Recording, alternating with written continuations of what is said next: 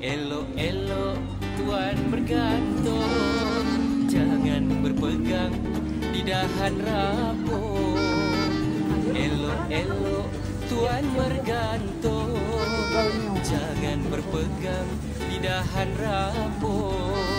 Di batu besar jarang tersandung, batu yang kecil ramai yang jatuh.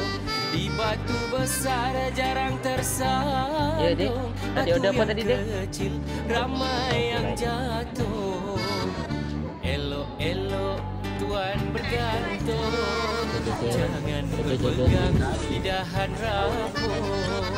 Elok-elok tuan bergantung, jangan berpegang di dahan rapuh.